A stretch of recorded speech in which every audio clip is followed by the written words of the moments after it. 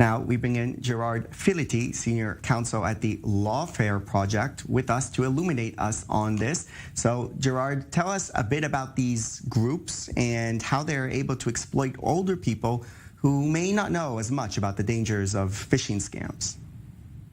Sure. Thank you for having me. Part of the problem is that we have groups of criminals operating largely from overseas, some countries like India, that are obtaining lists, mailing lists, and lists of people's phone numbers within a certain demographic, usually the elderly, and initiating phone calls that look like they're coming from within the United States. Now, on these phone calls, they scam the elderly. They scam the recipient. They tell them either that they have an issue with the government, with the tax authority, that they need to immediately pay money or they will be arrested, for example, or they pull a romance scam trying to enamor the other person of them to send them money. The end result is the same. They're seeking vulnerable people they can exploit to make purchases on their behalf, to send money through Western Union, through electronic payments, or even sometimes through gift cards and cash, and all of that ends up in the hands of criminals operating overseas. India, we see that this is $10 billion went to India last year in these scams, and that's just the tip of the iceberg. That's what we know about. We have many other scams like this happening from other countries as well.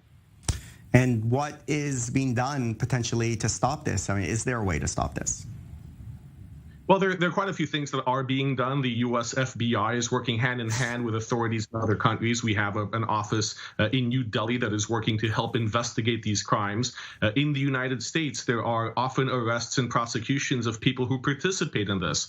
Part of the scams sometimes involves asking people to mail cards or to mail cash within the United States, and this is then collected by associates in the criminal gang. These associates are targeted by authorities in the U.S. for arrest and prosecution. And we have similar agencies within the government that are working to find how the money is being transferred electronically and to stop that. So this is a work in progress. But unfortunately, the problem is there's so many criminals who are active in this space, it's impossible to crack down on all of them without affecting normal commerce. So it really is a matter of helping to educate the public as well of the dangers and what they can do to avoid being caught up in these scams. Right, so that is the other angle of this. There's the trying to track down the criminals, but then there's trying to give information to people who may be the target of those criminals. But again, if we're talking about people who are a little bit older, sometimes that can be a little bit more difficult. It's very challenging, but the number one advice is when you get a phone call, you never give your financial information over the phone. No legitimate source will ever ask for it. The government is not going to call and ask for your account information. They're not going to ask for your tax ID number. A bank is not going to ask you for these things. They already know them. So whenever someone receives a call from someone saying that they're your bank or a government agency, hang up the phone, look online, look in the yellow pages, the old-fashioned phone book for the right number of that agency and call them back.